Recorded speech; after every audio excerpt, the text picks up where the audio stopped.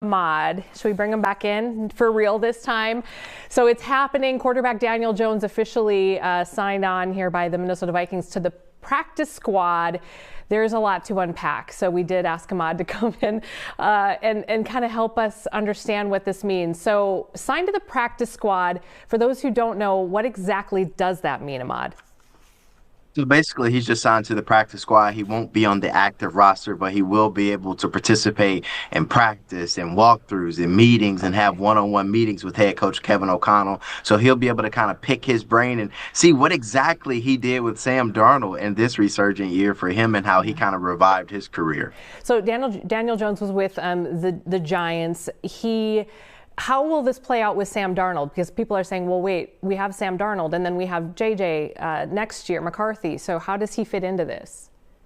The Vikings have been pretty open about this, not towards the media or the public networks, but they pretty much made it clear that J.J. McCarthy will be their quarterback moving forward, and Sam Darnold was only here for one season. So what this does is it brings in another veteran quarterback where they get a chance to scout him, see how good he is, do some homework on him right now entering this offseason, and then they can cross that bridge when they get there and say, hey, we don't have any quarterbacks behind J.J. McCarthy for 2025. If you can't find a team that want you to be a starter, we'll open the doors for you to be our backup quarterback and just be here in the event that we need you. Won't get, $20-30 million by any means, but Daniel Jones has a lot of money. He got 81 guaranteed million in 2019 from the Giants, so I don't think he's hurting for any cash right now. Yeah, so Giants let him go. I guess, tell us a little bit about his history there, his reputation as he's coming on to the Vikings now.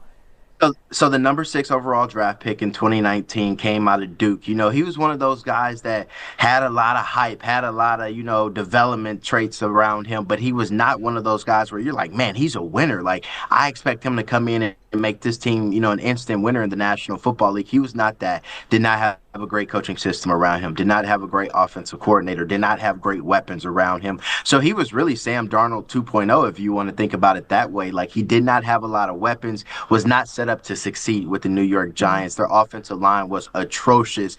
As a starter, I think his record was 22-44-1. So not good. 70 touchdowns to 47 interceptions. Also not good to be a number 6 overall draft pick. But I also want to say he didn't have a good system around him, and that means a lot in the National Football League nowadays. Well, and we know that firsthand here. Amber, can you put up the social media is going wild? Of course, we have a fun little meme here that I don't know. Oh, I can barely see it. So Eric Thompson, who's fantastic on social media, put this out, and it's really just hilarious. I'm actually going to get up because I can't.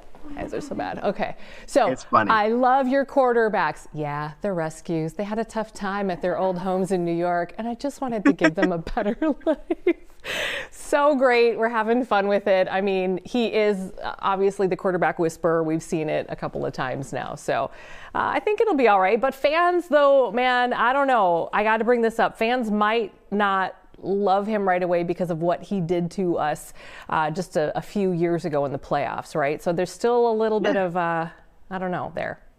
Daniel Jones has the Vikings to thank for getting that massive contract that he got because he was on the fence. They didn't know if they should re-sign him, but then he went out there and won a playoff game. And so everyone was like, you got to pay the quarterback now after winning a playoff game. That's just how the business works. But one thing I want to point out, though, I think that why Kevin O'Connell is such a successful mentor for a lot of these young quarterbacks or quarterbacks who need a second or third chance is because he was once in their shoes. He made it to the National Football League, of course, didn't get a crack at being a starter, was in New England behind Tom Brady and all those guys. And so he knows what it's like to kind of be written off, to not have that full development or that full chance from an organization. So I think that's why he can relate to these quarterbacks because he was once in their shoes. And, a lot of coaches are like, what can you do for me now? Nothing. Yeah. Okay, you got to go. Where I think Coach O'Connell has a little bit more empathy for players in tough situations. All right. We'll see a lot of will sees in there. But you know what? Yeah. All right, let's take it. Let's run with it. We've had some success already. So, all right, Ahmad, thanks for popping on. We appreciate it.